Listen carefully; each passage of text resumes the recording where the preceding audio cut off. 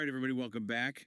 Ready for another deep dive? Always ready to dive in. Well, today we're going way back, ancient Egypt, pyramids, pharaohs, all that. Definitely a popular topic. Yeah. But this time it's a little different. Oh, how so? Well, we're looking at a children's story. A children's story. Interesting. I know, right? But this isn't just any kid's book. It's called Neferu and the Feather of Ma. Ah, I see. I'm familiar with that one. Yeah, and it really got us thinking, about how even something meant for kids can be so full of these like core ancient Egyptian values and beliefs. Absolutely. Often the simplest stories hold the most profound truths. Exactly. So we can kind of unpack all that, what this story can tell us about how the ancient Egyptians saw the world. Sounds like a fascinating deep dive. So let's jump right in. The story centers around this concept of Ma'at. I gotta admit, even after researching it, it still feels kind of mysterious, like more than just a word. What's your take on Ma'at? Yeah, you hit the nail on the head. It's definitely more than just a word. It's this like all-encompassing principle. Like think balance, order, truth, justice. Whoa, that's a lot to pack into one concept. Right. But that's Mott for you. It was the foundation of their entire worldview. Imagine a universe where everything's in harmony, not just like stars and planets, but everyday life too. Okay, yeah, I'm starting to see how central this was to them. Yeah, it was huge. And this is where our girl, Neferu, comes in. She's like our guide to understanding this whole Mott thing. Yeah, she's not just your average storybook character. Definitely not. She's brave, quick thinking, all that. But what's really cool is how she embodies Mott in her actions. Totally. So the story kicks off with this crisis. The Nile's not flooding, right? Big problem. Huge problem. It's like the ultimate sign that Mott is out of whack, the natural order's broken. And Neferu's like, I gotta fix this. Exactly. But it's not just about her rushing off to save the day, it's her encounters along the way that I find so fascinating. That's where the real depth of the story lies. Right. Like she meets a falcon with a broken wing and a jackal trapped in thorns. She could just kept going, focused on her mission. But she stops to help them.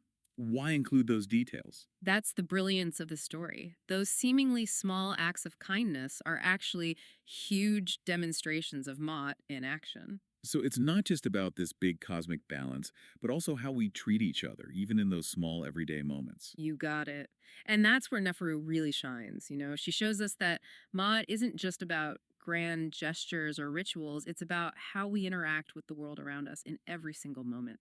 Okay, now I'm thinking those encounters, especially with the animals, is there a connection there to how the Egyptians viewed nature? Definitely.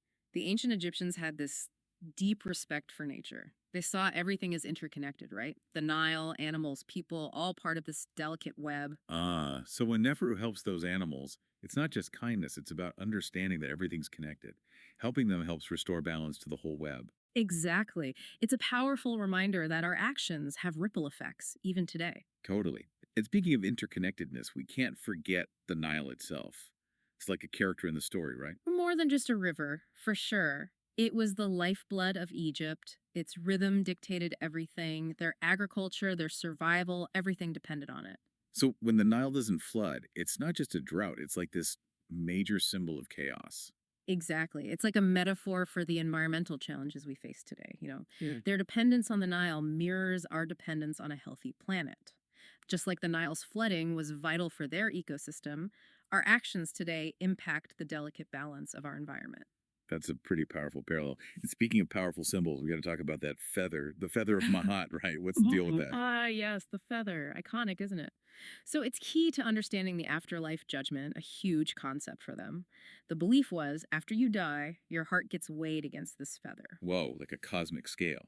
Right, so your heart represents your actions in life, and the feather, well, it represents Ma'at. So if your heart's lighter than the feather, you lived a good life, according to Maat, and you move on to the afterlife. You got it.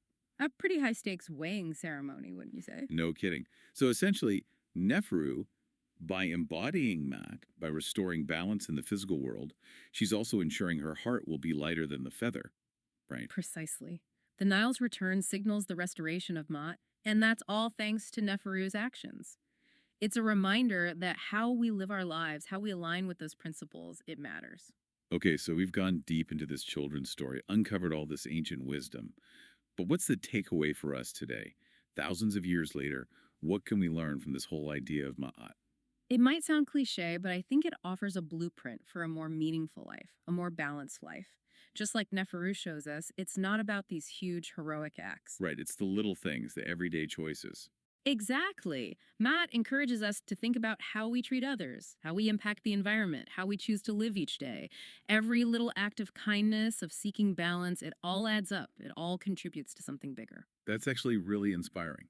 So, wrapping up our deep dive into Neferu and the feather of Matt, I think the core message is this: Matt isn't some dusty old concept, it's a choice.